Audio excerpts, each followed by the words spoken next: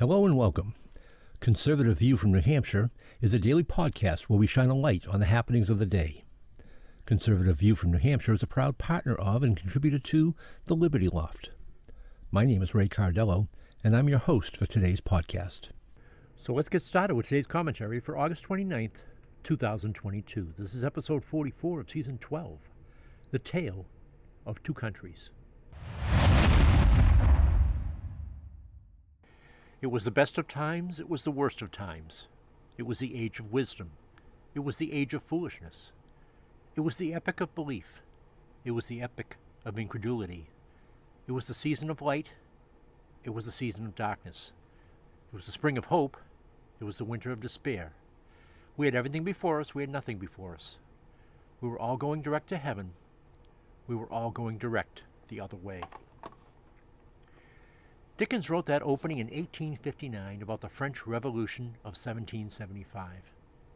He could have written the same about the last 6 years.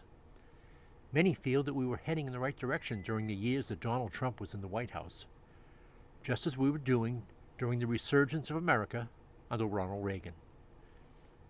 If only Trump had the unifying personality and charisma of Reagan, he might still be in charge, and we would not be experiencing the demise of America under Joe Biden. For generations, we have had two major political parties that had different views on the government's role in our lives. But there was always a sense that both were striving for a better America for her people. Somewhere along the line, the divide between these two beliefs widened and continued to accentuate our differences and blur our commonalities. Our country has morphed into two factions, the right and the left, and we no longer have the same desires for our future. The left now sees our country as evil, built on the backs of slavery and designed to take care of the haves at the expense of the have-nots. The right still sees America as the great country envisioned by our forefathers. We see the opportunity offered to everyone to follow their dreams and to build a quality life for their family. There is minimal compromise as our government now is strictly by the numbers. Forget about bipartisan votes. Bills are voted on along party lines, and the outcome is evident before the roll call. It does not matter what the cause is, whether it's for the military, education, immigration, medical insurance, infrastructure, there will be no negotiating. To cross over is considered betrayal. It is extremely frustrating to be in the minority. There is very little chance of blocking an initiative of the majority side. The border and fentanyl smuggling are two of the biggest issues facing America, and even those cannot conjure cooperation. The government has two primary jobs: to protect our sovereignty and to ensure our safety. The destruction of our border, the flood of illegals, the smuggling of fentanyl, and the moves to defund the police make it easy to see that your best interest is not on their screen. Why does this party still enjoy the support of so many? Government handouts is the quick and dirty answer.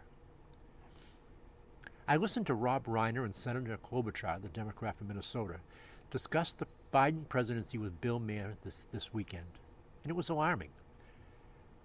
That's not hyperbole, it was alarming. Reiner claimed that the first 2 years of Biden's term were the most successful in American history. Klobuchar nodded enthusiastically in agreement, as is the media. They are giddy with the legislative accomplishments of the senile president. Nearly $8 trillion has been committed to an infrastructure bill that had little to do with infrastructure. The Comeback Kids signed an Inflation Reduction Act that was more about green energy than bringing down costs. And finally, Joe announced he would forgive $10,000 of student loans for anyone with a loan balance and an income less than $125K. Of course, he doesn't have the authority to do this, but who cares? Nobody will realize that until after the midterms, and the votes have been bought. We need to survive this alternative universe of Biden by slowing him down while he is falling down and supporting every Republican candidate.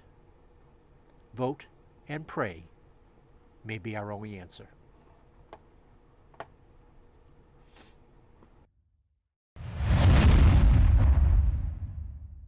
Thank you for joining me today. You have been listening to Conservative View from New Hampshire, a proud partner of the Liberty Loft. We hope you have enjoyed today's podcast and will share it with a friend.